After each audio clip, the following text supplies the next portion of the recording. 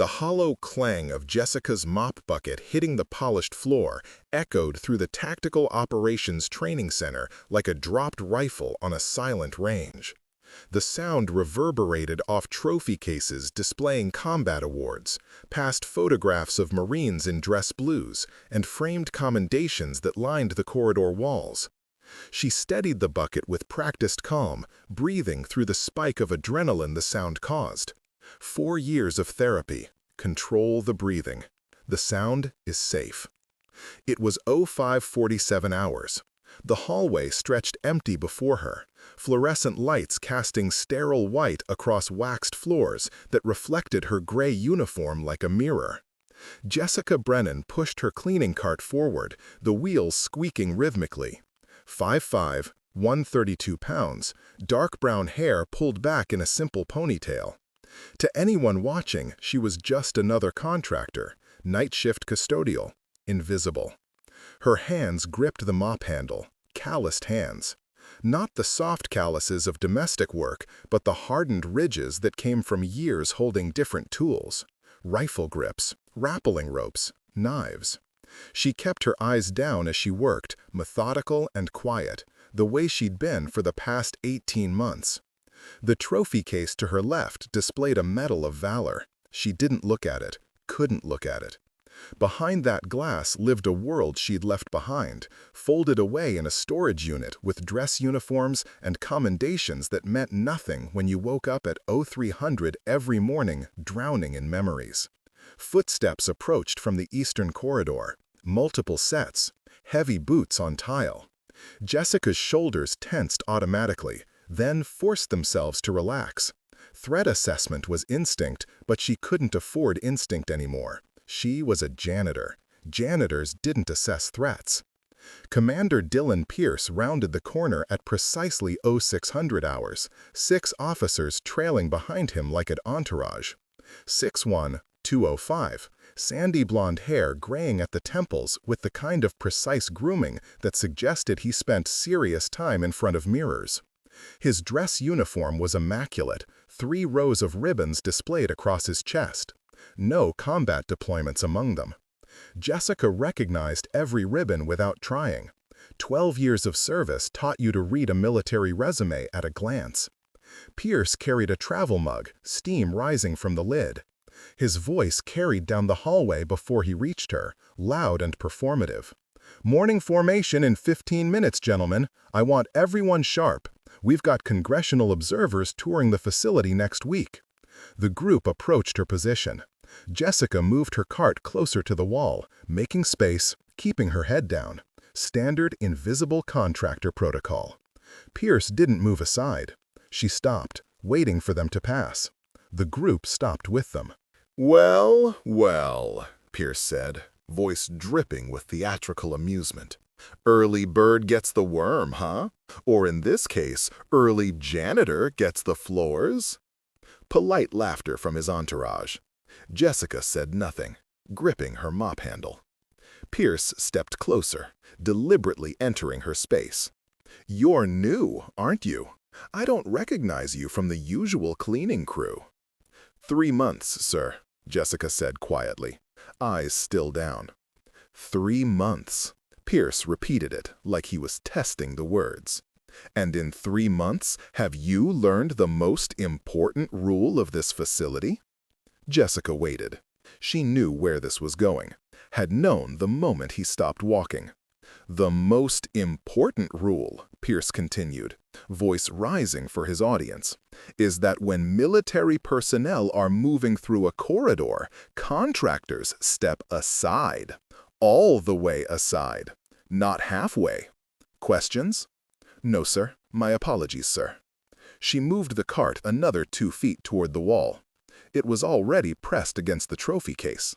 There was nowhere else to go. Pierce knew it. His audience knew it. Everyone knew it. Pierce made a show of examining the cart, the mop, the bucket. He leaned forward slightly, and Jessica saw it happening before it did. His elbow caught his travel mug, tipping it. Hot coffee splashed across the floor, droplets hitting Jessica's worn work boots. "Oh, damn," Pierce said, voice full of false concern. "Look at that! Spilled my coffee." He turned to his officers. "Someone really should clean that up." The group erupted in laughter. Not genuine laughter. The performative kind that subordinates offer to superior officers when they want to be noticed. Pierce looked down at the spreading puddle, then at Jessica. "Well, you going to just stand there, or are you going to do your job?" Jessica knelt down, pulling cleaning supplies from her cart. Her hands moved efficiently, muscle memory taking over. Spray bottle, cleaning cloth. Contain the spill, work from outside in, prevent spread. Basic hazmat protocol for liquid containment, though she'd learned it with chemical weapons and blood, not coffee. "Look at her go," one of the officers said. Lieutenant by his insignia. Young, maybe 29. Trying too hard. Real professional. Another voice, older and rougher. "What's your name, sweetheart?" Jessica didn't look up. "Jessica, sir." "Jessica what?" "Brennan, sir." "Well, Jessica Brennan," Pierce said, crouching down to her level. Close enough she could smell his cologne. Expensive. "Let me give you some advice. When you work on a military installation, you remember your place." "Understood." "Yes, sir." 20 feet down the corridor, leaning against a doorframe, Master Gunnery Sergeant Raymond Kowalski watched the interaction with expressionless eyes. 5'10", 195 pounds, 51 years. Old, with a face that had seen 3 decades of military service written into every line. His gray crew cut was regulation perfect, his utilities worn but immaculate. The Medal of Valor ribbon on his chest was faded from years of wear. Kowalski studied the woman cleaning the spill, watched how she knelt. Weight distribution on the balls of her feet, not her knees. Back straight, head up just enough to maintain peripheral awareness. That wasn't janitor posture, that was ready stance. The posture of someone who'd spent years being ready to move, react, fight. Her hands caught his attention next, the way she gripped the cleaning cloth. Firm pressure, thumb positioned for control, fingers maintaining flexibility for quick release.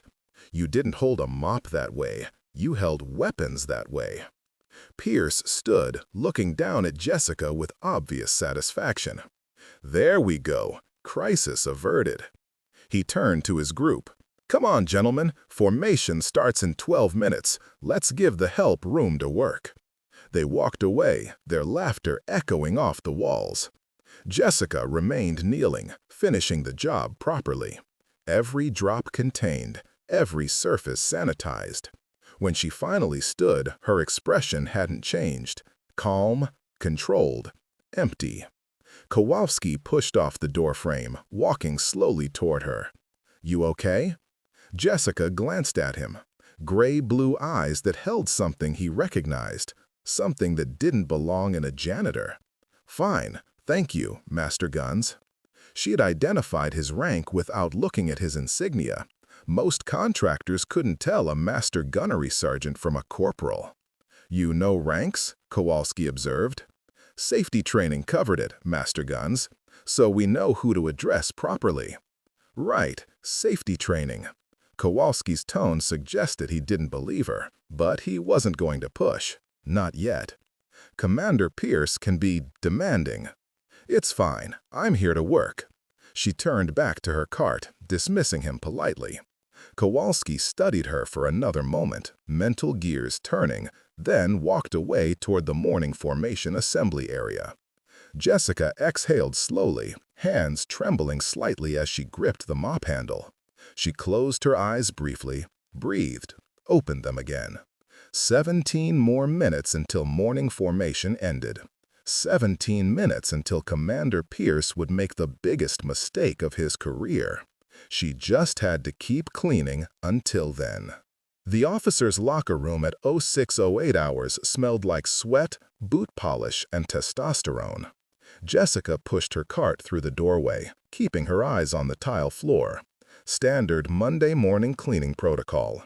Empty the trash, wipe down surfaces, don't make eye contact. Except the locker room wasn't empty. Commander Pierce stood near the sinks. 3 officers clustered around him. The lieutenant from earlier, Morrison, a gunnery sergeant with red hair and a stocky build, name tape saying Holden, and 2 others she didn't recognize, both watching her enter with expressions somewhere between amusement and contempt.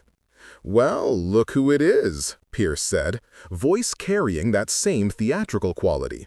"Our coffee cleanup specialist. Come to make the facility sparkle?"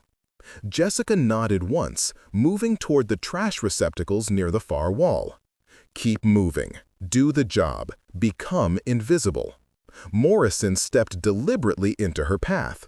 6 foot, 190 pounds, dark buzz cut, seal trident pinned to his chest, 1 deployment ribbon. "Hold on there, Jessica Brennan. We're having a conversation here. Kind of rude to just barge in, don't you think?" "My apologies, sir. I can return later." "No." Pierce waved his hand dismissively. "Stay. We don't mind an audience, do we, gentlemen?" The chorus of agreement felt rehearsed. This wasn't spontaneous. This was entertainment. She was entertainment. Jessica pulled a trash bag from her cart, moving to the nearest receptacle. Just do the job. Ignore them. She'd endured worse than words, survived worse than mockery. Holden pulled a wet towel from his gym bag, wadded it up, and tossed it at her. "Heads up, sweetheart." Instinct took over before thought could stop it. Jessica's left hand snapped up, catching the towel mid-air without looking. Her fingers closed around it with perfect timing, the kind of hand-eye coordination that came from thousands of hours catching objects in tactical environments. Grenades, magazines, equipment tossed between teammates in combat. The room went quiet for exactly 2 seconds. Morrison broke the silence with forced laughter. "Well, damn, lucky catch. Didn't know janitors had reflexes." Jessica said nothing, placing the towel in her collection bag. Her heart hammered against her ribs. Stupid, careless, she should have let it hit her. Pierce circled closer, studying her with new interest. "That was pretty quick. You play sports or something?" "No, sir." "Then how'd you catch that without looking?" "Heard it coming, sir." Holden snorted. "Heard it. Right. What are you, some kind of ninja janitor?" More laughter. Jessica continued working, emptying trash cans with methodical precision. Muscle memory from a different life kept her movements efficient, economical. No wasted motion. Every action serving a purpose. She moved to clean the sinks. Pierce stood directly in front of them, not moving. Jessica waited, cleaning supplies in hand. "Excuse me, sir." Pierce glanced at the sinks, then at his officers, then deliberately knocked over a bottle of hand soap. It hit the floor, cap popping off, green liquid spreading across white tile. "Oops, butterfingers today, must be Monday." The audience laughed. Awked on cue. Jessica knelt, pulling paper towels from her cart. As she worked, Pierce stepped closer, his boot landing in the soap puddle, then tracking it across her freshly cleaned section. "You know what I hate?" Pierce said conversationally. "Contractors who think they're special, who think working on a military base makes them part of something. You're not part of anything, Jessica. You clean floors. That's it. That's all you'll ever be here."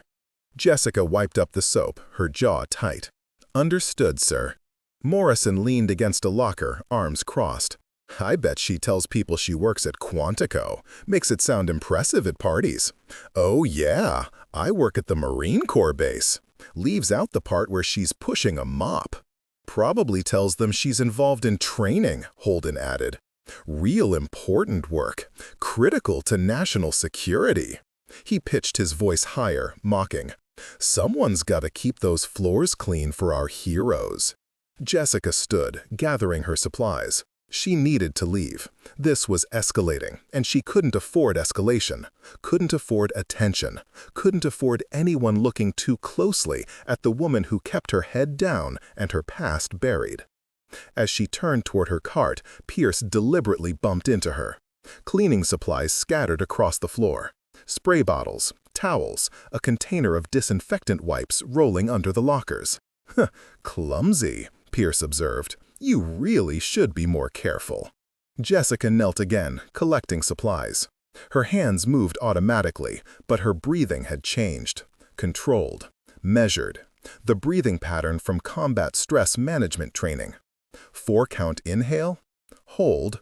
4-count exhale. Maintain control. Holden walked past her cart, examining its contents with exaggerated curiosity. "What else you got in here? Magic janitor equipment?" He picked up her clipboard, scanning the facility maintenance checklist. "Huh, pretty detailed notes. West Corridor floor buffer operational. East Corridor unit shows bearing wear. That's specific. Maintenance reports are required, sir." "You know what bearing wear sounds like?" Jessica paused fractionally. Wrong answer could raise questions. Right answer raised different questions. "The equipment makes noise when something's wrong, sir." Morrison pushed off the locker, walking closer. "You're pretty articulate for a janitor. Most contractors we get barely speak English." "I was born in Maryland, sir." "Oh, a local girl." Pierce smiled, but it didn't reach his eyes. "Then you definitely know the prestige of working here. Quantico, where Marines become elite warriors. Where we train the best of the best." He gestured around the locker room. "And here you are, cleaning up after us." Jessica gathered the last of her supplies, loading them carefully onto the cart. The cart. She needed to extract from this situation. Every second here was exposure. Every word was risk. As she moved toward the door, Morrison stepped into her path again. "Hold on. Before you go, I'm curious about something." He pointed toward the adjacent armory, visible through an open doorway. Weapons racks lined the walls, various rifles and equipment secured behind chain-link fencing. "You walk past that armory every day, right? Ever wonder what all that hardware is?" "Not my business, sir." "But you see it. You must have some curiosity." Morrison's tone shifted, becoming challenging. "Come here. I want to show you something." Jessica didn't move. "Sir, I need to finish my rounds." "I'm not asking, sweetheart. I'm telling. Get over here." Pierce nodded encouragingly. "Go ahead, Jessica. Think of it as educational. We're sharing knowledge, building bridges between military and civilian communities." The other officers chuckled. This was a setup. Everything about this situation screamed trap. But refusing a direct instruction from multiple officers would draw more attention than compliance. Jessica walked slowly to the armory doorway. Morrison stood beside the weapons rack, arms crossed, looking pleased with himself. "See all these?" He gestured at the rifles. "These are the tools that keep America safe. Course, you wouldn't know one from another, would you?" "Not my business, sir." "But you see it. You must have some curiosity." Morrison's tone shifted, becoming challenging. "Come here. I want to show you something." Jessica didn't move. "Sir, I need to finish my rounds." "I'm not asking, sweetheart. I'm telling. Get over here." Pierce nodded encouragingly. "Go ahead, Jessica. Think of it as educational. We're sharing knowledge, building bridges between military and civilian communities." The other officers chuckled. This was a setup. Everything about this situation screamed trap. But refusing a direct instruction from multiple officers would draw more attention than compliance. Jessica walked slowly to the armory doorway. Morrison stood beside the weapons rack, arms crossed, looking pleased with himself. "See all these?" He gestured at the rifles. "These are the tools that keep America safe. Course, you wouldn't know one from another, would you?" Jessica looked at the rack. M4A1 SOPMOD Block 2, HK416 with suppressor, MK18 CQBR. Her eyes cataloged each weapon automatically, identifying configurations, modifications, optimal use cases. 12 years of force reconnaissance had made firearms recognition as natural as breathing. She said nothing. "Well?" Morrison pressed. "What do you see?" "Rifles, sir." "Just rifles. All the same to you?" "Yes, sir." Morrison grinned. "See, Pierce? This is what I'm talking about. Civilians have no idea what we do. No concept of the complexity, the expertise required. To her, it's all just guns." Jessica's eyes tracked across the weapons rack again, landing on the HK-416. Something was wrong with it. The gas block alignment looked off. Wear pattern on the charging handle suggested excessive friction. That weapon was firing out of specification, and nobody had noticed. Don't say anything. Turn around, walk away. That HK-416, Jessica heard herself say. The words came out before she could stop them. Professional instinct overriding personal safety. Third from the left. Morrison's grin faded. What about it? It's firing out of spec, gas port erosion, needs armorer attention before someone qualifies with it. The locker room went absolutely silent. Pierce stepped forward slowly. What did you just say? Jessica's mind raced. Too late to take it back. Too late to pretend. The HK-416, sir, the wear pattern indicates. Indicates. How the hell does a cleaning lady know what an HK-416 is? Morrison stared at Jessica like she'd just spoken Mandarin. Answer the commander's question. How does a janitor know that? Jessica kept her expression neutral, her voice calm. I've cleaned this facility for 3 months, sir. You hear instructors talking. You pick things up. You pick up gas port erosion diagnostics from overhearing conversations? Pierce moved closer, his earlier amusement replaced by something sharper. Suspicion. That's a pretty specific technical assessment. I apologize if I overstepped, sir. Holden laughed, but it sounded forced. She probably read it somewhere. Google University. Everyone's an expert these days. Pierce held up his hand, silencing Holden. His cold blue eyes studied Jessica with new intensity. You know what? I don't think you overheard anything. I think you're lying. He turned to Morrison. Check that HK-416. Pull it down. Morrison hesitated. Sir, we've got formation in. Check it. Now.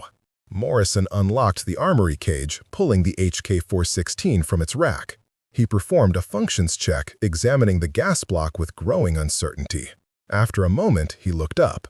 Sir, she might be right. This gas port looks enlarged. The wear pattern is consistent with what she said. Pierce finished the sentence quietly. He looked at Jessica for a long moment.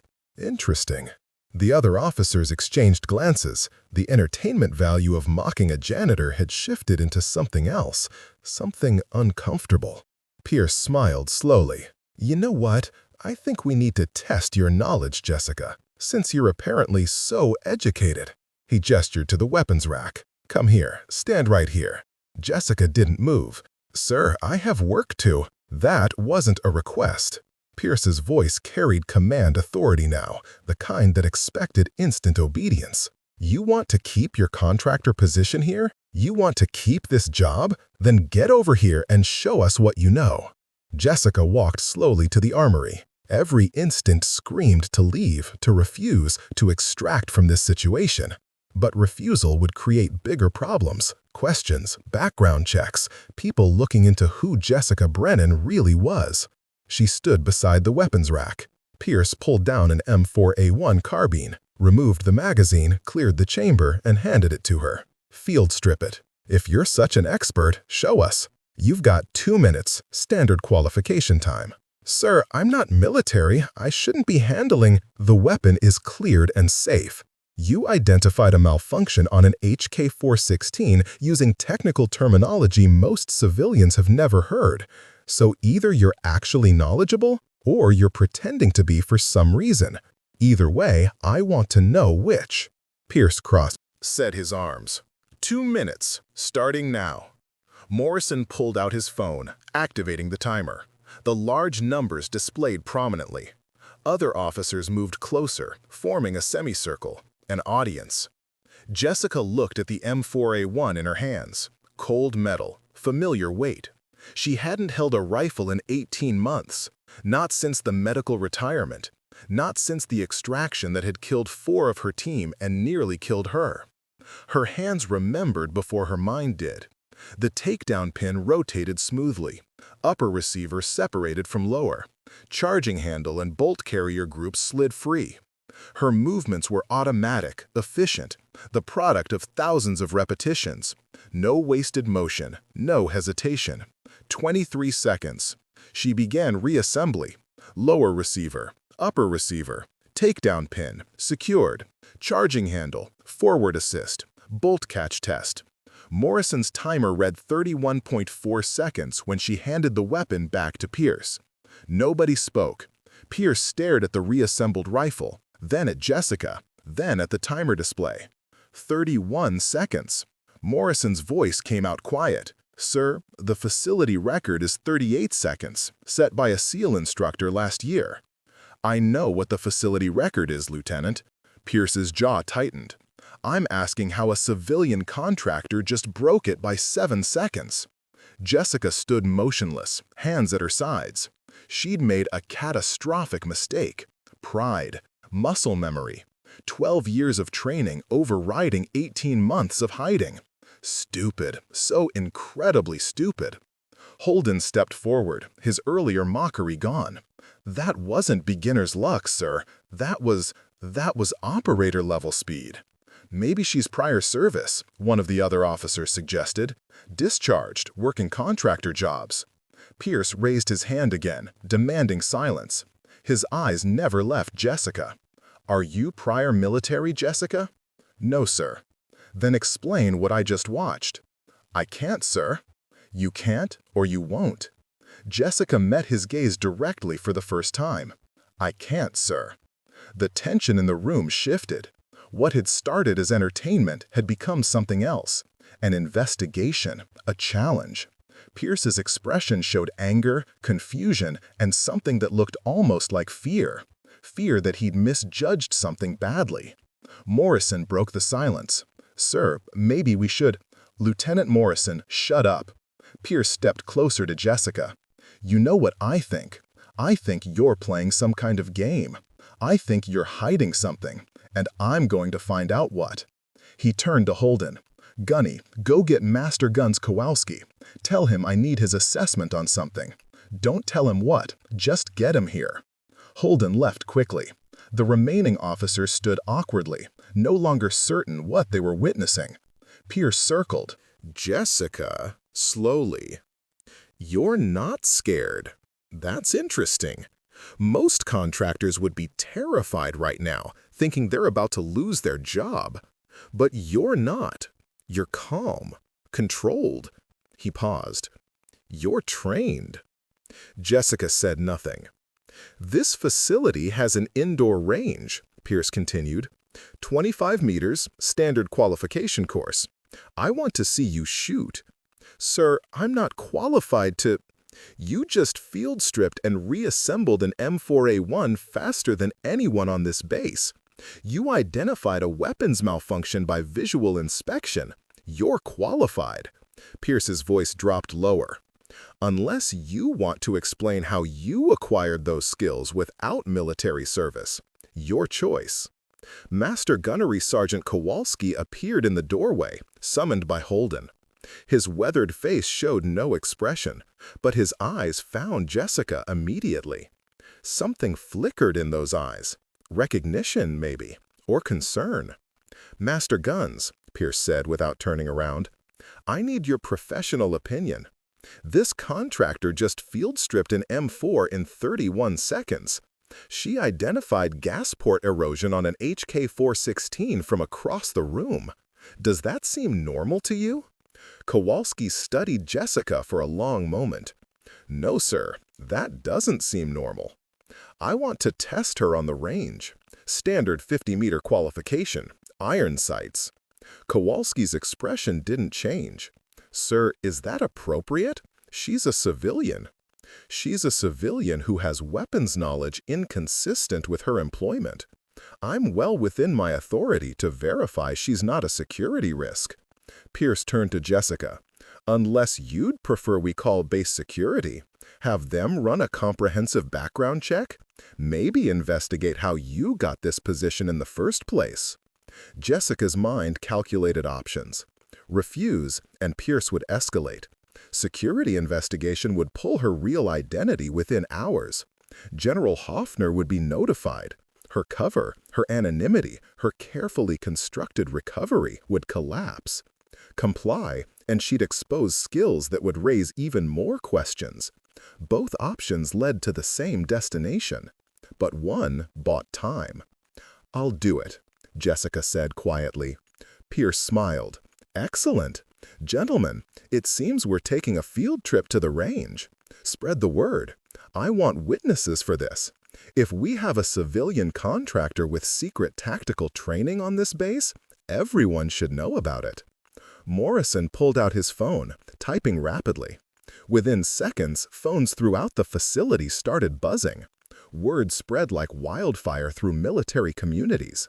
The crowd that had been 47 at morning formation began to grow. They walked through corridors toward the indoor range. Jessica pushed her cleaning cart, still technically working, still wearing her gray uniform. Behind her, the group of officers, Fursers, had swelled to 15. Ahead, Marines and instructors emerged from offices and training rooms, drawn by rumors of something unusual happening. By the time they reached the range, 73 people had gathered, all of them watching the janitor who'd just broken the facility record.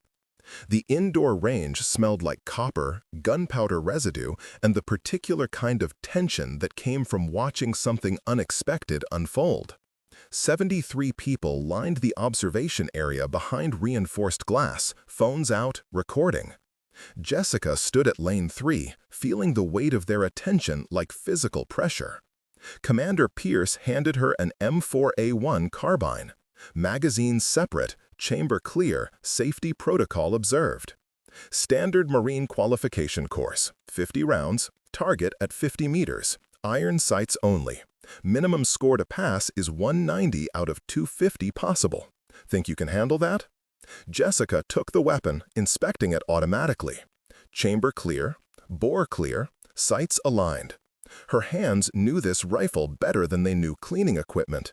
18 months hadn't erased muscle memory built over 12 years. "What distance did you say, sir?" Pierce's eyes narrowed. 50 meters. Why? Too far for a janitor. "Just confirming, sir." Jessica's voice remained neutral, but something had shifted in her tone. The constant deference had faded slightly, replaced by something quieter and more dangerous. Morrison stood beside Pierce, phone camera recording. "This is going to be embarrassing. She got lucky with the field strip. Shooting is different." Holden nodded. 50 meters with iron sights. Most civilians can't even see the target clearly at that distance. Master Gunnery Sergeant Kowalski stood apart from the main group, positioned near the Rangemaster station. His jaw was tight, his weathered face showing concern. He'd moved closer during the walk to the range, maneuvering until he stood beside Jessica during the safety briefing. "You don't have to do this," he'd said quietly, voice barely audible under the crowd noise. Jessica had looked at him directly, really looked at him. "Yes, I do, Master Guns." "I know who you are." The words came out flat, certain. Jessica's expression hadn't changed. "Then you know I can handle this." Now she stood at the firing line, loading the magazine with smooth precision. 30 rounds, 20 follow-up rounds on reserve. Her fingers seeded each round with practiced efficiency, checking the feed lips, ensuring proper alignment. The Rangemaster's voice came over the intercom.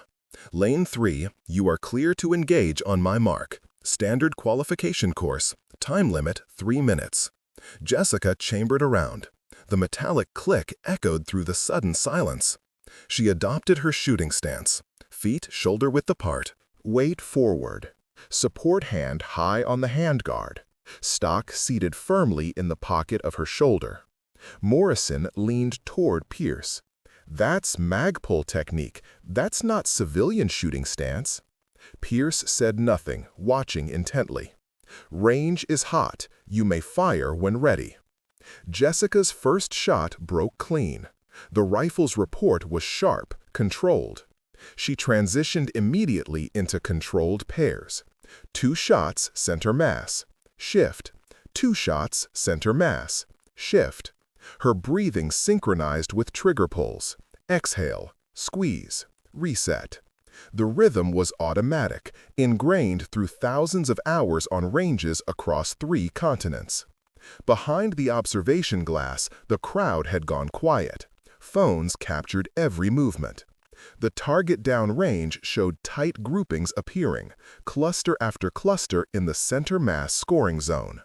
43 seconds after the first shot, Jessica's bolt locked back on an empty magazine. She performed a tactical reload, seating the fresh magazine, chambering the next round, resuming fire without breaking rhythm. Kowalski stood motionless, watching her move through the course with the fluid precision of someone for whom shooting wasn't a skill but an extension of self. His mind traveled back to Afghanistan, 2019, watching a Force Recon captain run a training iteration for Joint Operations personnel. The same economy of motion, the same absolute control. The timer hit 1 minute 47 seconds. Jessica's final shot rang out. She engaged the safety, ejected the magazine, locked the bolt back, and placed the weapon on the bench. Muzzle downrange, magazine well visible. Standard clearing procedure executed perfectly. The rangemaster's voice seemed uncertain. Lane 3, cease fire. Target retrieval. The motorized target system brought the paper target forward. As it emerged from downrange, a collective sound rippled through the observation area. Not quite a gasp, not quite a murmur, something between disbelief and recognition. The target showed a single ragged hole in the center mass, 50 rounds through nearly the same impact point. Grouping measured 3.2 inches. Every shot within the highest scoring zone. The rangemaster checked his scoring computer twice. Lane 3, score, 250 out of 250 possible. Perfect score. Time, 1 minute 47 seconds. Morrison's phone dropped slightly. That's not possible. Pierce's face had gone pale. What's the facility record for this course? The rangemaster consulted his records. 223 score in 2 minutes 38 seconds. Sir, she just exceeded the record by 27 points and 51 seconds. Holden stepped closer to the glass, staring at the target. That grouping, that's competition-level precision. That's operator level. That's what you shoot like when you've put 10,000 rounds downrange under stress conditions. Pierce turned to face him. Master Guns, what the hell is happening here? Sir, I think you should stop this right now. Stop? Why would I stop? Pierce's voice rose, anger replacing shock. This contractor just demonstrated advanced weapons proficiency. I want answers. I want to know who she really is. Sir, respectfully, I'm advising you to stand down. I don't need your advice, Master Guns. I need explanations. Pierce turned back toward the range, pressing the intercom button. Jessica Brennan, return to the observation area, now. Jessica walked through the range door into the observation area. 73 pairs of eyes tracked her movement. She still wore her gray custodial uniform, but something about her presence had changed. The deference was gone. The invisible contractor had become very visible. Pierce stepped directly into her path. Who are you? My name is Jessica Brennan, sir.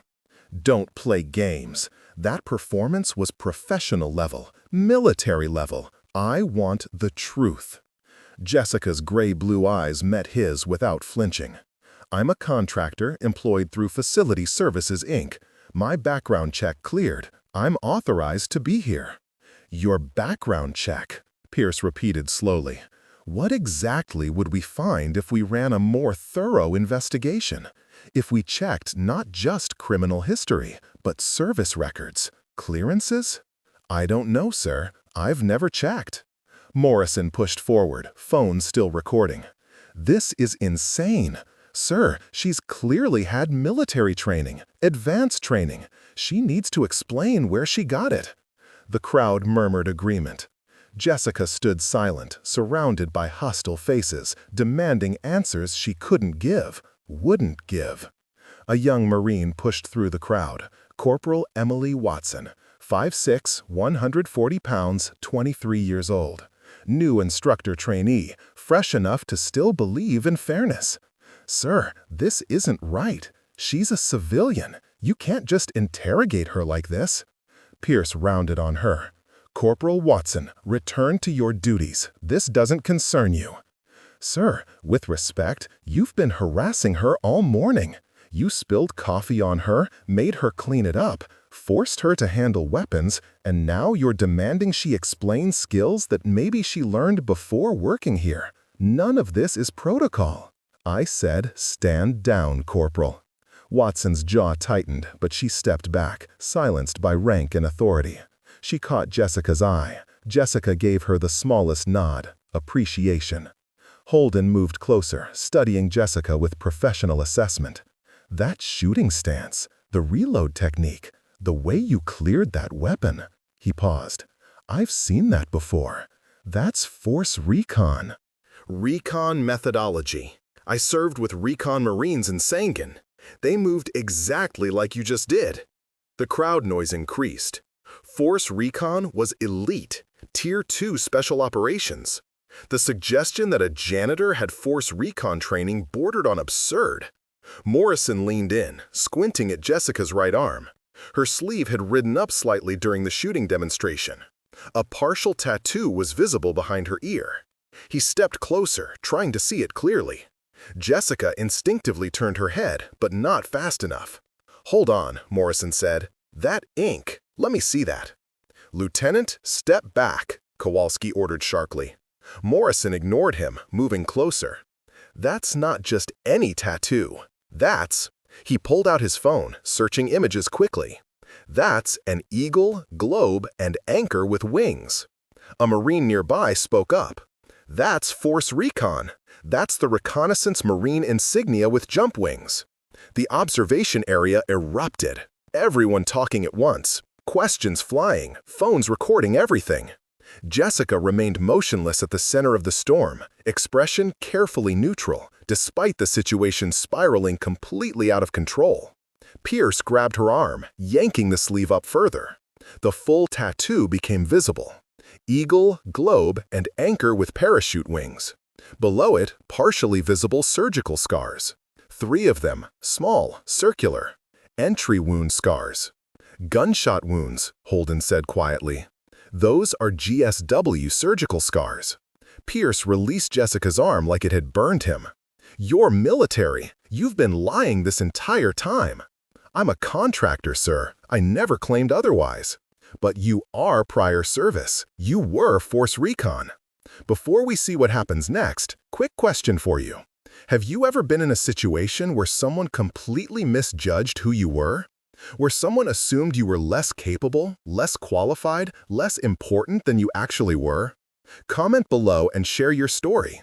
Now, back to what happened next, because this situation was about to go from bad to catastrophic. Pierce pulled out his phone. "I'm calling base security. I'm having your credentials verified. If you're misrepresenting yourself, if you falsified employment documents, you're going to face serious consequences." Jessica's voice remained calm. "Call whoever you need to call, sir. I will. And when security gets here, you're going to answer every single question they have. Understood?" "Yes, sir." But her eyes told a different story. They held something Pierce was finally starting to recognize. Not fear, not concern. Just patience. Like she was waiting for something inevitable. 2 military police arrived within 8 minutes. They wore the crisp uniforms and professional detachment of personnel who'd responded to thousands of calls and expected nothing surprising. The taller one, Sergeant Hayes, carried a tablet for credential verification. The shorter one, Corporal Mills, kept his hand near his sidearm. Standard protocol for potential security violations. Pierce met them at the range entrance, voice tight with controlled anger. "I need you to verify this contractor's credentials, full background check, security clearances, everything." Hayes approached Jessica, who stood exactly where Pierce had left her. The crowd had grown to 92 people now, word spreading through the facility like wildfire. Everyone with a phone, everyone recording. This would be on social media within the hour. "Ma'am, I'm going to need to see your identification," Hayes said, tone professional but not unkind. Jessica reached into her uniform pocket, producing a contractor ID badge. Standard issue. Photo matched. Name read Jessica M. Brennan. Clearance level showed a designation Hayes had to read twice. "Sir," Hayes called to Pierce without looking away from the badge. "This shows level 5 clearance." Pierce pushed through the crowd. "That's impossible. That's TS/SCI with compartmented access. Contractors don't get level 5. Hayes scanned the badge with his tablet, running it through the verification system. The spinning wheel icon seemed to take forever. When results appeared, his expression shifted from professional detachment to careful neutrality. "Sir, this badge is legitimate, issued through JSOC channels. The clearance requires verification from—" He stopped, reading further. "This is above my authorization level. I need to contact higher authority." "What do you mean, higher authority?" Pierce demanded. "Sir, this clearance has special handling requirements. Any security flag involving this credential level triggers automatic notification to—" Hayes checked his screen again, "to MARSOC Command Authority." Morrison stepped forward. "MARSOC? Why would Marine Special Operations Command care about a janitor's badge verification?" Hayes didn't answer. He was already on his phone, speaking quietly to someone with enough authority to make a sergeant nervous. Mills maintained position near Jessica, not restraining her but clearly ensuring she didn't leave. Jessica remained motionless. Her breathing was controlled. 4-count inhale, 4-count exhale. The same pattern she'd used in the locker room. The same pattern she'd learned in stress inoculation training years ago. Master Gunnery Sergeant Kowalski moved closer to Pierce, voice low enough the crowd couldn't hear. "Sir, I'm telling you for the last time, stand down. You don't want this investigation to continue." "Why the hell not, Master Guns? What do you know that I don't?" "I know that woman is not what she appears to be, and I know that when MARSOC Command gets involved—" Involved, there are reasons, good reasons. Pierce's jaw tightened. If she's not a threat, then she can explain herself. If she is a threat, then I want her off this base. Either way, we're getting answers. 28 minutes passed, the longest 28 minutes Pierce had ever experienced. The crowd remained, whispering speculation. Jessica stood silent, occasionally checking the industrial clock on the wall. Her expression gave nothing away. At minute 29, a black SUV pulled up outside the facility. 2 men in suits emerged. NCI's identification visible on their belts. Naval Criminal Investigative Service didn't respond to minor contractor verification requests. The lead agent, Rodriguez, moved through the crowd with the confidence of someone accustomed to authority. His partner, Chen, carried a secure tablet and wore an expression suggesting this wasn't his first unusual call-out. Rodriguez approached Hayes. "Sergeant, we'll take it from here." Hayes looked relieved. "Yes, sir. The contractor badge triggered automatic protocols. I followed procedure." "You did fine." Rodriguez turned to Jessica. "Ma'am, I need to speak with you privately." Pierce stepped forward. "I'm the operations commander of this facility. Anything concerning security on this base involves me." Rodriguez barely glanced at him. "Sir, this is above your clearance level. Step back." "Above my clearance? I'm a commander. I have—" "Commander Pierce, step back, or I'll have you removed from this facility." Rodriguez's voice carried the flat authority of federal law enforcement. "This is not negotiable." Pierce's face reddened, but he stepped back. Morrison and Holden exchanged glances. This had escalated far beyond their expectations. What started as entertainment had become something that made seasoned officers nervous. Rodriguez gestured toward an empty office adjacent to the range. "Ma'am, this way, please." Jessica walked into the office. Rodriguez and Chen followed. The door closed. Through the window, the crowd could see conversation happening but couldn't hear words. Rodriguez appeared to be making phone calls, multiple phone calls. Chen typed rapidly on his tablet, accessing databases that required authentication protocols. 15 minutes of private discussion. Then Rodriguez emerged, phone pressed to his ear. "Yes, ma'am. Confirmed. Serial number matches, photo ID matches, biometrics match." Pause. "Yes, ma'am. She's here now." The situation has become public. Approximately 90 personnel witnessed. Longer pause. Understood. I'll set up the video connection. Rodriguez returned to the office. Through the window, Chen positioned his tablet on the desk, adjusting the camera angle. A video call being established. Jessica sat in a chair, visible in profile. Her posture had changed. Subtly, shoulders back, head up. The deference gone completely now. The tablet screen illuminated. Though the crowd couldn't see details, they could see Jessica's reaction. A slight tightening around her eyes. Recognition. Maybe resignation. 5 minutes of video conversation. Jessica spoke occasionally, but mostly listened. At one point, she closed her eyes briefly. When she opened them, something had shifted.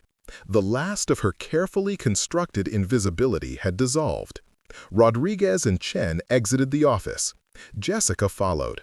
Her gray custodial uniform looked the same, but she carried herself differently. The transformation was subtle but absolute. This was not a janitor following federal agents. This was someone walking as an equal. Rodriguez addressed the crowd. "I need everyone's attention. What you're about to hear is not classified, but it is sensitive. I'm authorizing limited disclosure due to the public nature of this incident." 92 people went completely silent. The individual you know as Jessica Brennan is a retired military officer. Her personnel file contains classified elements that cannot be discussed. However, her presence on this base is authorized, legal, and appropriate. Rodriguez paused, choosing words carefully. She was not required to disclose her service record to facility personnel.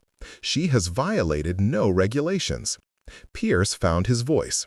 What rank? What branch? Rodriguez looked at Jessica, who gave the smallest nod. Permission granted. Captain Jessica M. Brennan, United States Marine Corps, retired. Rodriguez pulled out his phone, reading from official records. Marine Combat Action Ribbon with 4 stars. Navy and Marine Corps Commendation Medal with Valor Device. Bronze Star with Valor Device. He paused. Silver Star. Purple Heart with 2 oak leaf clusters. The crowd noise rose. Silver stars weren't common. Purple Hearts with oak leaf clusters meant multiple combat wounds. Holden's voice came out shocked. "Captain? Force Recon doesn't make O3 captains, that's enlisted." Kowalski spoke clearly. "Force Reconnaissance has officer billets for Special Operations Planning and Mission Command. I served with captain-grade recon officers. It's rare, but it exists." Rodriguez continued reading. Presidential Unit Citation for Participation in Classified Operation, November 2022. A younger Marine whispered to his neighbor, "November 2022? Wasn't when the president's diplomatic trip got cut short?" Another voice, "Yeah, something about security concerns in Ukraine. They said it was weather, but..." Rodriguez held up his hand, silencing speculation. "I'm not authorized to discuss operational details. What I can tell you is that Captain Brennan sustained 3 gunshot wounds and extensive shrapnel injuries during combat operations." Retired. She was medically retired with full honors 18 months ago. Jessica's hands hanging at her sides trembled slightly, the only visible sign that hearing her history recited publicly affected her. Morrison stood frozen, his phone hanging limply. "Ma'am, we threw towels at you. We mocked you. I called you—" "Lieutenant, stop talking," Kowalski ordered sharply. Rodriguez's phone rang. He answered, listened, then approached the tablet still set up in the office. "General Hawthorne is ready to speak. Captain Brennan, she's requested your presence." Jessica walked back into the office. Through the window, the crowd watched her sit. The tablet screen showed a woman in military utilities. 4 stars visible on her collar. General Patricia Hawthorne, MARSOC commanding officer. The conversation lasted 3 minutes. Though inaudible to the crowd, body language told stories. Hawthorne spoke. Jessica nodded. At one point, Hawthorne asked a direct question. Jessica's response was brief. Hawthorne's expression softened slightly, then hardened again as she looked past Jessica toward the window where Pierce stood visible. Rodriguez stepped to the office door, opening it slightly. "Commander Pierce, General Hawthorne requests your presence." Pierce's confidence had evaporated completely, but he walked into the office. Through the window, 92 people watched a commander stand at attention before a tablet screen showing a 4-star general who looked extremely displeased. The dressing down lasted 90 seconds. Pierce's face progressed from pale to red to gray. When he exited, he looked like he'd aged 5 years. Rodriguez addressed the crowd one final time. "This incident is concluded. All personnel will delete any video or photo documentation. This is not a request. NCIS will be conducting interviews regarding conduct toward Captain Brennan. Expect contact within 48 hours." The crowd began dispersing, slowly, reluctantly. Jessica stood in the office doorway, still wearing her janitor uniform, surrounded by the wreckage of her carefully constructed anonymity. Corporal Watson remained, standing near the back wall. She caught Jessica's eye and came to attention, rendering a salute. Junior enlisted to senior officer, the proper respect she should have received all along. Jessica returned the salute, muscle mania taking over despite 18 months away. One by one, other Marines noticed. One by one, they came to attention. A wave of recognition spreading through the observation area. The woman they'd mocked for 9 hours had saved their commander-in-chief, and they'd treated her like she was nothing. The observation area had emptied to 40 people by the time NCIS agent Rodriguez approached Jessica with his tablet. His expression was carefully professional, but something in his eyes suggested he understood more than he was saying. "Captain Brennan, General Hawthorne has authorized additional disclosure giving a public nature of this incident. She wants you to hear it directly from her." Rodriguez positioned the tablet so both Jessica and the remaining witnesses could see the screen. General Patricia Hawthorne's face filled the display. 5'7", 155 pounds, 56 years old, with silver hair cut in a precise professional style. 4 stars gleamed on her collar. Steel gray eyes that had seen 3 decades of military service, including combat operations most people would never know existed. "Captain Brennan," Hawthorne began, her voice carrying command authority even through a tablet speaker. "I told you 18 months ago that anonymity wouldn't last forever." Jessica stood at attention. Old habits. "Yes, ma'am." "At ease, Captain. This isn't a formal briefing." Hawthorne's expression softened slightly. "For those listening who don't have clearance for operational specifics, I'm going to provide context within classification limits. Captain Brennan's service record is partially classified under Title 50 authority. However, given today's incident, I'm authorizing limited disclosure." Commander Pierce stood near the back wall, his earlier confidence completely shattered. Beside him, Morrison and Holden looked like they wanted to disappear.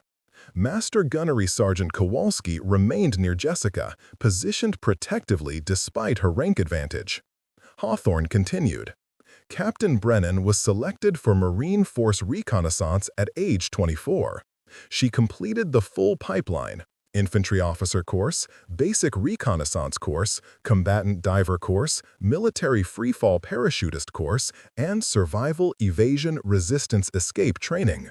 She served with distinction in Afghanistan, Iraq, and classified locations across 3 continents." A young Marine near the front whispered, "She did all that?" Hawthorne heard through the tablet microphone. "Yes, Marine, she did all that, and more." The general's tone became harder. In November 2022, Captain Brennan was mission commander for a 14-person Joint Special Operations team. Their objective was classified hostage rescue in a denied area. High-risk environment, limited support. The kind of operation where mission failure means international incident and potential loss of American lives. The room had gone absolutely silent. Even breathing seemed too loud. The mission encountered complications, Hawthorne said carefully, selecting words that conveyed reality without violating classification. Enemy contact was heavier than intelligence predicted. The extraction became contested. Captain Brennan maintained command under sustained fire, adapted the plan in real time, and successfully completed the primary objective. Jessica's jaw tightened. Her hands clasped behind her back showed white knuckles. Hawthorne's voice softened. 4 members of her team did not return home. Staff Sergeant Michael Torres, Sergeant First Class David Kim, Petty Officer First Class Brandon Webb, Corporal Andre Jackson. She paused, letting the names hang in the air. Captain Brennan carried a wounded teammate 6 kilometers to the extraction point under fire. She sustained 3 gunshot wounds, shrapnel injuries to her back and legs, and second-degree burns from a vehicle fire. She refused evacuation until every surviving team member was secure. Morrison's phone slipped from his hand, clattering on the floor. Nobody moved to pick it up. The individuals extracted during that operation included high-value personnel whose safety was critical to national security. Hawthorne continued, "I cannot disclose their identities, but I can tell you that Captain Brennan's actions under impossible conditions prevented what would have been a catastrophic international crisis." Corporal Watson stood near the wall, tears streaming down her face silently. This was the woman they'd watched clean floors. The woman Pierce had deliberately humiliated. The woman Morrison had thrown towels at. Captain Brennan was awarded the Silver Star for conspicuous gallantry, Hawthorne said.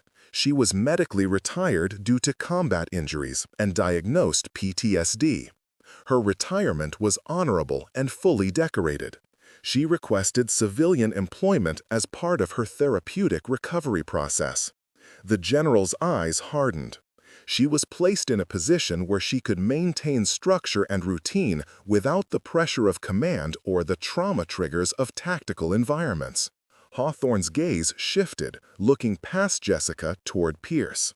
"Commander Pierce, you were briefed during your facility orientation that all contractor personnel were to be treated with professional respect regardless of their background. Do you recall that briefing?" "Yes, ma'am." "Then explain to me why I'm looking at NCIS reports detailing systematic harassment of a decorated combat veteran by multiple officers under your command." "Ma'am, I didn't know she was—" "You didn't need to know, Commander." Hawthorne's voice could have cut steel. "You needed to treat her like a human being doing her job. Instead, you created a hostile environment, forced her to handle weapons to prove herself, and publicly humiliated someone who has sacrificed more for this country than you can possibly comprehend." Pierce said nothing. There was nothing to say. Hawthorne turned her attention back to Jessica. "Captain, I'm asking you directly. Do you wish to file formal charges against Commander Pierce and abuse of authority?" Jessica's response came quietly. "No, ma'am." "Captain, you have grounds for—" "I know what grounds I have, General. I don't want to file charges. I just want to do my job." Hawthorne studied her for a long moment. "Very well. That's your right." She looked at Pierce again. "Commander, you will remain available for NCIS interviews. Your conduct will be reviewed by a board of inquiry. Based on preliminary assessment, I'm recommending your immediate removal as operations commander pending investigation results." Pierce's career was ending in real time. Everyone in the room knew it. "Lieutenant Morrison," Hawthorne continued. Morrison snapped to attention. "You participated in this harassment. You will also face inquiry. Gunnery Sergeant Holden, same applies to you. Every officer who contributed to creating this hostile environment will be held accountable." Morrison's voice shook. "Ma'am, we didn't know." "You didn't know because you didn't bother to know," Hawthorne cut him off. "You saw someone in a custodial uniform and decided she was beneath you. That failure of character is on you, Lieutenant.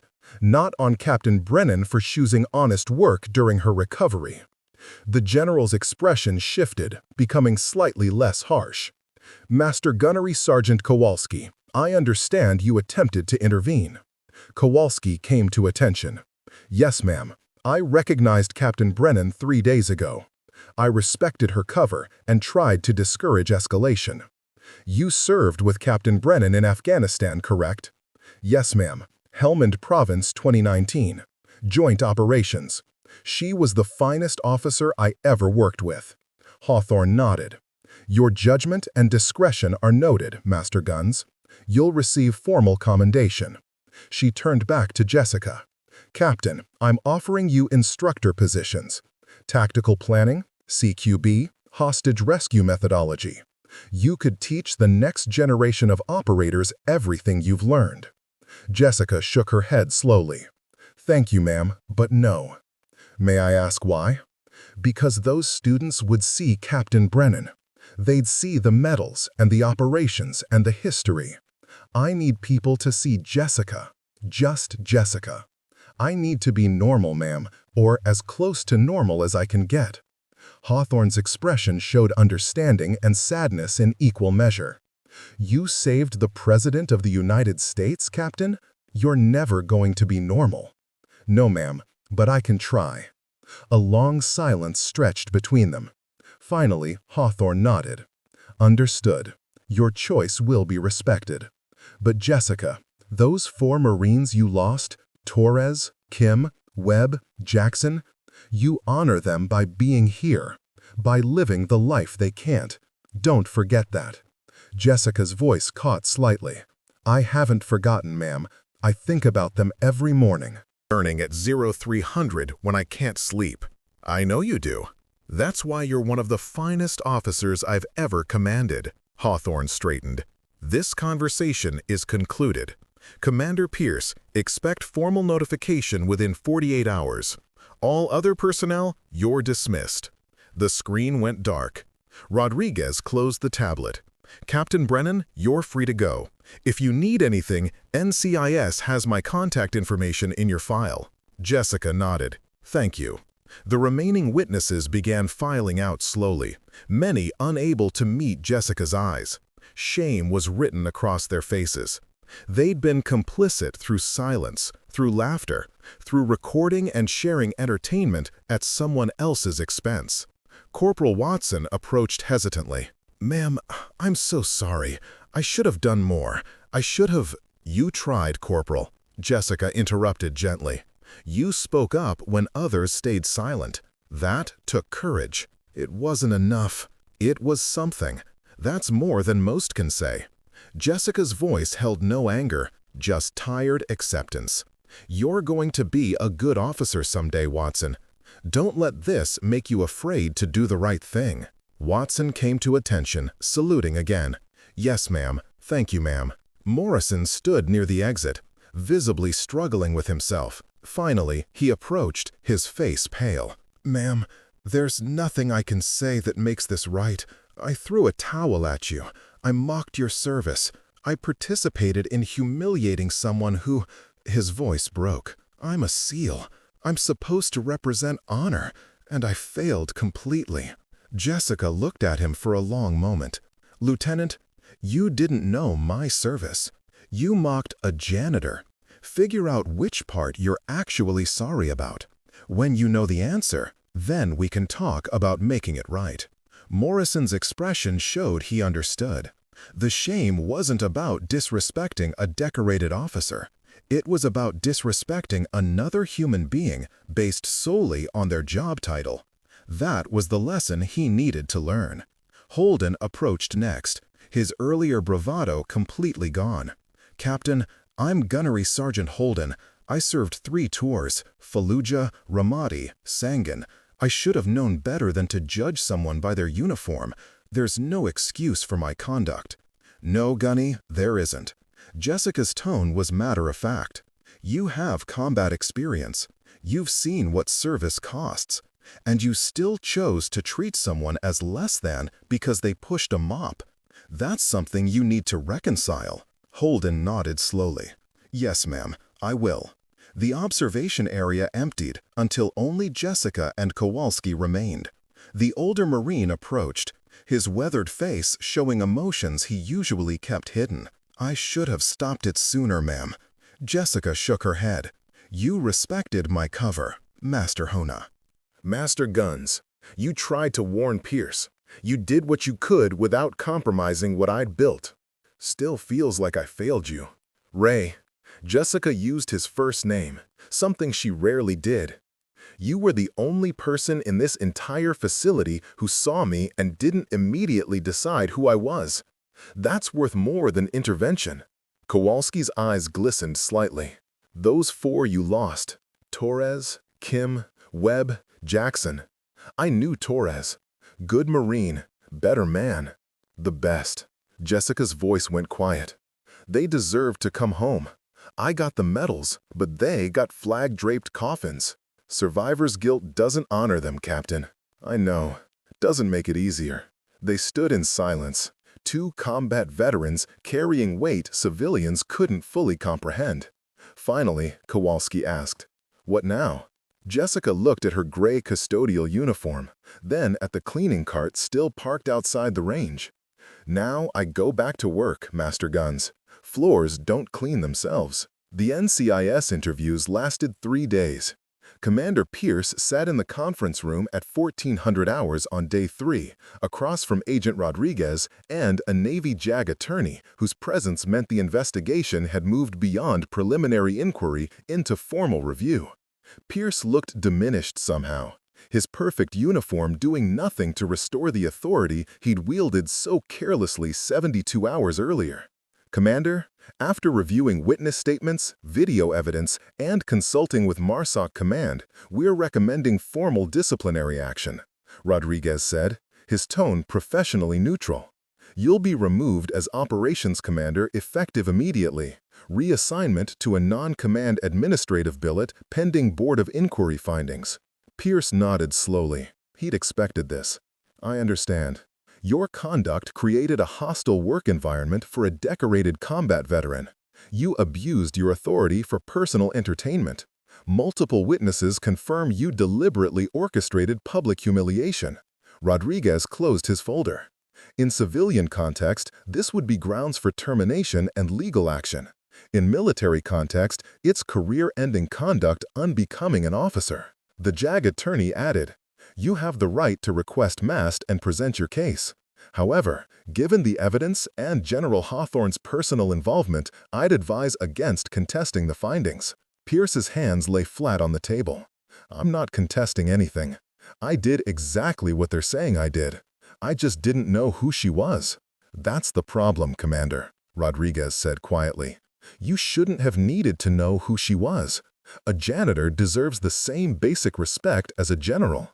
After Pierce left, Rodriguez made notes in his report. Career destroyed, reputation ruined, all because he couldn't resist mocking someone. E1 he perceived as beneath him. The irony was brutal and absolute. Lieutenant Morrison's interview came next. He sat stiffly, hands clasped so tight his knuckles had gone white. "Sir, I know nothing I say changes what I did. I participated in harassment. I threw objects at a superior officer. I filmed it for entertainment." "Why?" Rodriguez asked simply.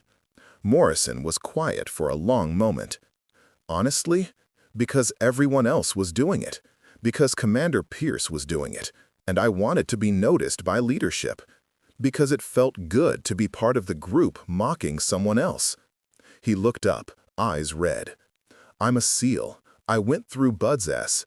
I know what it feels like to be hazed, to be tested, to have instructors break you down. And I did the same thing to someone who'd done more than I'll probably ever do. What consequences do you think you deserve?" "Whatever the Marine Corps decides, sir. Letter of reprimand minimum. Maybe loss of rank. I'll accept it." Rodriguez studied him. "Lieutenant, you're getting a formal reprimand in your record. You're also being reassigned from instructor duty. But here's what I want you to think about. Captain Brennan told me she doesn't want anyone's career destroyed over this. She just wants people to learn. So your real consequence isn't official. It's living with the knowledge of what you did and choosing to be better. Morrison nodded, not trusting his voice. Gunnery Sergeant Holden's interview was shorter. He took full responsibility, offered no excuses, and accepted his letter of reprimand without argument. "I have 3 combat deployments," he said quietly. "I've seen what service costs. And I still treated her like garbage because she cleaned floors. That's on me, nobody else." The facility transformed over those 3 days. Word had spread beyond Quantico, carried by social media posts that NCIS couldn't fully suppress. The story simplified in the retelling. Decorated war hero forced to prove herself to arrogant officers who'd never seen combat. Justice served. Bullies punished. But inside the facility, among the people who'd actually been there, the reality was more complex and more uncomfortable. Jessica returned to work that same evening, pushing her cleaning cart through corridors that felt different now. Marines stepped aside with exaggerated courtesy. Officers nodded respectfully. Nobody made eye contact for more than a second. The invisible contractor had become hyper-visible, and the discomfort was palpable on both sides. She was cleaning the west corridor at 1900 hours when Morrison found her. He stood at a respectful distance, waiting until she acknowledged him. "Ma'am, could I speak with you?" Jessica set down her mop. "Go ahead, Lieutenant." "I've been trying to figure out what to say for 3 days. How to apologize?" Apologize for something that doesn't have an adequate apology. Morrison's voice was steady but quiet. "I threw a towel at you. I laughed when Commander Pierce spilled coffee on you. I filmed your humiliation because I thought it was entertaining. I know what you did, Lieutenant. I was there." "Yes, ma'am, and I need you to know that I understand now why it was wrong. Not because you're a captain, not because you're a decorated combat veteran, but because you're a person doing your job, and I treated you as less than human for my entertainment." Jessica studied him. "That's the right answer. Took you 3 days to figure that out?" "Honestly, yes, ma'am. At first, I was just ashamed because I disrespected a superior officer. That's not the real problem. The real problem is I only saw your job title, not your humanity. And now I see both, and I'm asking what I can do to make this right, knowing there's probably nothing that actually makes it right." Jessica was quiet for a moment. "Lieutenant, you want to make this right? Stop judging people by their job titles. Stop participating in group cruelty because it feels good to be included. And when you see someone else being treated the way you treated me, you speak up, even if it's uncomfortable, even if it costs you something. That's how you make it right." Morrison came to attention. "Yes, ma'am. I'll do better." "I hope so, Lieutenant." Dismissed. He walked away, shoulders slightly straighter. Whether he'd actually learned the lesson remained to be seen, but at least he'd identified what the lesson was. That was something. Holden approached her 2 days later while she cleaned the training center gymnasium. He didn't wait for permission, just started talking. "Ma'am, I can't stop thinking about what you said, about how I have 3 combat tours but still judged you by your uniform. It's been eating at me." Jessica continued wiping down equipment. "That's called conscience, Gunny. Uncomfortable feeling. I served in Sangan with Force Recon Marines. Good men. One of them died pulling me out of an ambush. I owe my life to Recon." His voice got rough. "And I treated you like you were nothing because you pushed a mop. How do I reconcile that?" "You don't reconcile it, Gunny. You live with it. You let it change you. And you do better going forward." Holden stood there, wrestling with something internal. Finally, he said, "Permission to speak freely, ma'am?" "Granted. You're cleaning floors when you should be training the next generation of operators. You've got skills and experience that could save lives, and you're choosing to hide. Why?"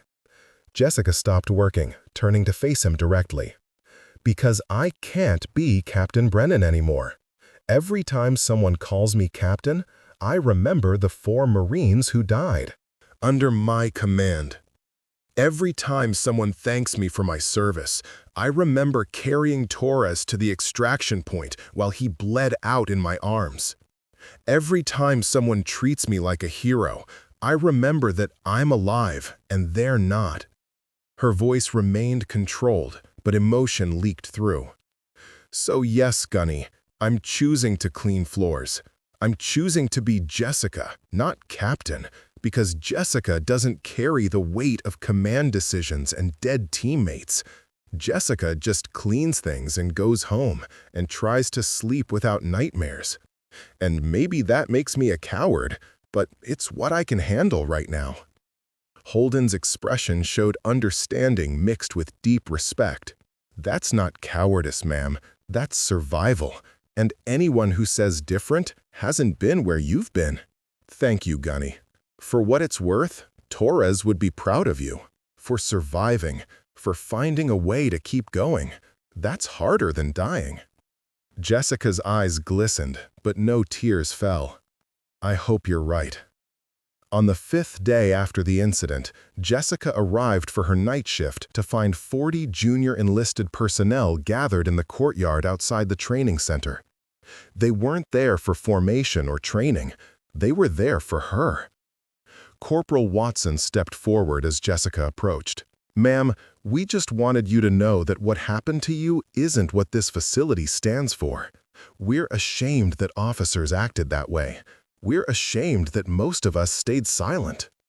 A young Marine beside Watson added, You showed us what real strength looks like, ma'am. Not shooting perfect scores or field stripping weapons fast, but coming to work every day, doing your job with dignity, even when people treated you like you didn't matter. Another voice from the back, You're the kind of officer we hope to become, ma'am. Someone who doesn't need rank or recognition to have value. Jessica stood before them, still in her gray custodial uniform, still carrying her cleaning supplies. These junior personnel didn't care about her medals or her classified operations. They cared that she'd maintained her composure and her character while being publicly humiliated. That was the leadership they responded to. I appreciate this, Jessica said quietly. But I didn't do anything special. I just did my job. Exactly, ma'am, Watson replied. You just did your job, despite everything. That's what makes it special. The group began dispersing slowly. As they left, many stopped briefly to offer salutes, handshakes, or simple nods of respect. The recognition wasn't about her past. It was about her present. About choosing dignity over retaliation, about being human in circumstances designed to dehumanize. Master Gunnery Sergeant Kowalski watched from a distance. When the courtyard emptied, he approached. They love you. They love what I represent, Jessica corrected, the underdog who was vindicated. Give it 2 weeks and I'll be invisible again. Maybe. But for right now, you've taught them something valuable. What's that, Ray? That rank doesn't determine worth, that past accomplishments don't define present value, and that the most important battles aren't always fought with weapons. Kowalski smiled slightly. Those are lessons some officers never learn. But 40 junior enlisted just learned them watching you clean floors with more dignity than Pierce commands a training center. Jessica returned to her work, but something had shifted. The weight she carried hadn't diminished, but it felt slightly more bearable. Torres, Kim, Webb, and Jackson were still gone. The nightmares still came at 0300. The survivor's guilt still pressed down like physical weight. But maybe, just maybe, living well despite the pain was its own kind of honor. Maybe surviving with grace was its own form of service. The floors still needed cleaning, and Jessica Brennan was still the person who cleaned them. But now, everyone who saw her understood that the person pushing the mop had carried far heavier burdens and chosen to keep moving forward anyway. 5 days after the incident, the morning routine had shifted in subtle but meaningful ways. Jessica pushed her cleaning cart through the same corridors at 0600 hours, but Marines no longer ignored her. They nodded respectfully, stepped aside.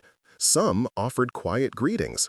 The hypervisibility was uncomfortable, but it beat mockery. She was cleaning the West Corridor trophy cases when Corporal Watson appeared, slightly out of breath from jogging across the facility. "Ma'am, General Hawthorne is here. She's asked to see you." Jessica paused mid-wipe.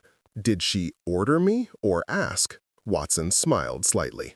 "She said she'd appreciate your time, if you're willing, ma'am." Her words exactly. "Then I'm willing." The conference room at 0615 hours held only General Hawthorne, deliberately absent of staff or ceremony. The general wore utilities, not dress uniform, a conscious choice to make this conversation less formal, more human. She stood when Jessica entered, gesturing to a chair. "Thank you for coming, Jessica. May I call you Jessica?" "You're a general, ma'am. You can call me whatever you want." Hawthorne smiled faintly. "Fair point. Sit, please. This isn't an official briefing." They sat across from each other, two women who'd seen combat, carried command weight, and understood costs that most people never would. "How are you doing?" Hawthorne asked simply. Real answer, not the polite one. Jessica considered the question. "Honestly, better than I expected. The work still helps. The routine still helps. People knowing who I am is uncomfortable, but it's not unbearable. I've reviewed the NCIS reports. Commander Pierce has been removed from command. Morrison and Holden have formal reprimands. Several other officers received counseling." Hawthorne's expression was unreadable. "Sufficient consequences, in your opinion?" "I didn't want anyone destroyed, man. I just wanted them to understand that job titles don't determine human value. Some of them learned that. Some are just scared of consequences."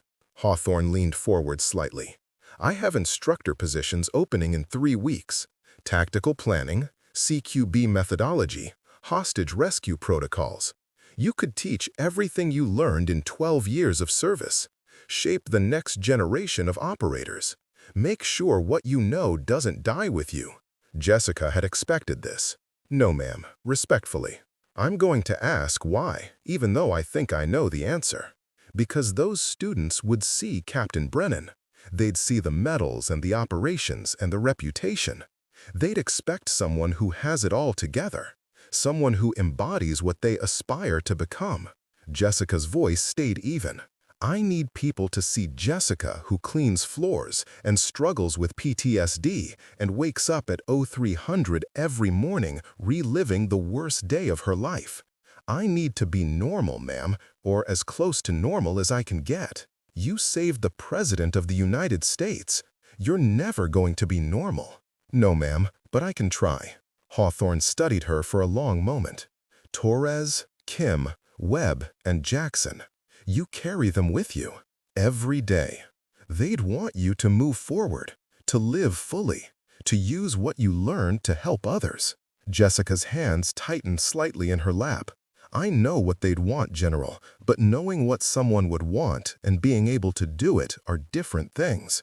Right now, cleaning floors is what I can handle. Maybe someday I'll be ready for more, but not today." "That's honest. I respect that." Hawthorne pulled out a folder, sliding it across the table. "This is a standing offer, valid indefinitely. Whenever you're ready, if you're ever ready, the instructor position is yours. No application process, no interview, just say the word." Jessica opened the folder. Official MARSOC letterhead, position description, salary details, everything formal and binding.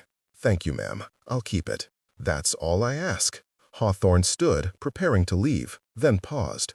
"One more thing. Commander Pierce is being reassigned to logistics coordination, non-command, administrative work. He's a competent administrator, just not a competent leader or a decent human being. Those are different skill sets." "Yes, ma'am. I'm not punishing him beyond what his conduct warrants, but I'm also not protecting him from the consequences of his choices. That's the line between justice and revenge." "I understand, ma'am." Hawthorne moved toward the door, then turned back. Jessica, the world needs more people who choose dignity over retaliation, who maintain their character when circumstances try to strip it away. You did that. Don't undervalue it. Thank you, General. After Hawthorne left, Jessica sat alone with the folder. The offer was real. The option existed. Someday, maybe, but not today. She returned to her cleaning cart, resuming her rounds. The West Corridor, the training center, the officers' locker room where this had all started. The spaces looked the same, but felt different, haunted by recent history. At 1700 hours, her shift ending, Corporal Watson appeared again, this time accompanied by 3 other junior enlisted Marines, all looking slightly nervous. "Ma'am, some of us junior personnel are getting together off base tonight. Burgers, nothing fancy. If you wanted to come, you'd be welcome. As Jessica, not as captain, just as someone we'd like to know better." Jessica's first instinct was to decline. Easier to maintain distance, safer to stay isolated. But isolation was its own kind of prison, and she'd been locked in it for 18 months. "Will there be alcohol?" Watson shook her head. "We can go somewhere without it if you prefer, ma'am." "No, I mean, yeah, I'd like that." Watson's face lit up. "Really, that's great. 1900 hours, front gate? I'll be there." The young Marines left, excited and slightly starstruck. Jessica watched them go, feeling something unfamiliar. Not quite hope, not quite happiness, but maybe the beginning of both. She finished her shift, stored her equipment, and changed into civilian clothes. Jeans, simple shirt, nothing that identified her as military or former military, just Jessica. The burger place was loud, crowded with young service members decompressing after duty hours. Jessica sat with Watson and 5 other junior enlisted, listening more than talking. They asked questions cautiously, respecting boundaries. She answered some, deflected others. The conversation felt normal, human. "Ma'am, can I ask something personal?" A young Marine named Stevens, maybe 22, built like a linebacker. "Depends on the question." "How do you do it? Keep going after losing people, after seeing what you've seen?" Jessica was quiet, considering her answer. "Honestly, some days I don't know. Some days I wake up at 0300 and can't get back to sleep because I'm replaying every decision, wondering if I could have done something different. Some days the guilt is so heavy I can barely move. But you keep moving anyway." "Yeah, because staying still is worse. Because Torres, Kim, Webb, and Jackson don't get to move forward. So I owe it to them to keep going, even when it's hard, especially when it's hard." She looked around the table. "You're all going to face things that break pieces of you. Losses, failures, moments where you question everything. And the only way through is forward, even when forward feels impossible." Watson's voice was quiet. "That's the leadership they should teach at officer candidate school." "They can't teach it, Corporal. You have to learn it by living it, and I hope you never have to learn it the way I did." The evening continued. Easy conversation, shared stories, laughter that felt genuine. Jessica left at 21:30 hours, heading back to her apartment with something lighter in her chest than she'd felt in months. Her apartment at 031 hours was dark and quiet. Jessica woke from the nightmare, the same one, always the same one. Torres bleeding out, Kim's last breath, Webb's body cooling, Jackson calling for his mother, the extraction helicopter pulling away while she screamed at them to wait, just wait, there's still one more. She sat up, checking her phone out of habit. 031 hours, the worst hour. The hour when the mind was most vulnerable and the memories most vivid. Usually she lay awake until dawn, trapped in recursive guilt. But tonight felt different. She thought about Watson's invitation, Stephen's question, the way they'd treated her as Jessica, not as Captain Brennan, the decorated hero, just as someone trying to figure out how to keep going. She got up, made coffee, sat by the window. Dawn was still 2 hours away. The darkness pressed in, familiar and suffocating. But tonight, for the first time in 18 months, she felt something other than just survival instinct pushing her forward. Purpose, maybe, or connection, or the understanding that other people needed to hear that struggling was normal, that carrying weight was part of service, that you could be broken and still be whole enough to matter. Her laptop sat on the small desk. Email from her VA counselor. Next session Thursday, we can continue working on the nightmares. Jessica typed back, "I'll be there. Thank you for not giving up on me." She opened the folder General Hawthorne had given her, the instructor position description. Reading it didn't feel quite as impossible as it had that morning. Not ready yet, maybe not ready for months, but the distance between impossible and difficult had shortened slightly. Her phone buzzed. Text from Watson. "Thank you for coming tonight, ma'am. It meant a lot to all of us." Jessica replied, "Thank you for inviting me. I needed that more than you know." Another text appeared. Morrison, "Ma'am, I know it's late.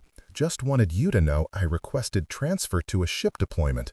Getting away from instructor duty. Time to actually serve instead of just talking about service. Thank you for the wake-up call, even though I didn't deserve yours." Your Grace. Jessica stared at the message. Morrison was learning. Actually learning. Maybe there was hope for him after all. She returned to the window, coffee cooling in her hands. The sky was starting to lighten, barely perceptible, but there. Dawn coming, always coming, even after the darkest hours. The medals were still boxed in her closet, the uniforms still in storage, the rank and recognition left behind like clothes that no longer fit. But the woman who'd earned those medals was learning something harder than combat tactics or tactical planning. She was learning how to be human again, how to connect without the armor of rank and mission focus, how to exist as Jessica, not Captain Brennan, and find value in that existence.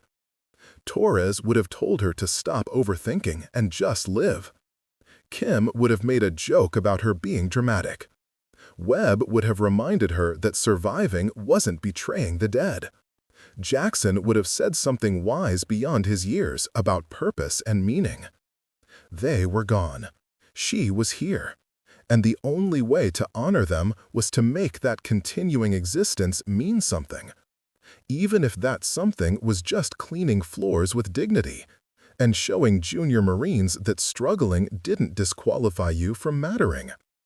The sunrise at 0547 hours painted the sky in shades of orange and pink. Jessica watched it fully for the first time in months, not just glancing while preparing for work, but actually seeing it, actually being present for it. Her shift started in 13 minutes. Same gray uniform, same cleaning cart, same corridors and same spaces. But she would walk them differently today. Not as someone hiding from her past, but as someone learning to live with it. The strongest people weren't the ones who never broke. They were the ones who broke and kept moving forward anyway.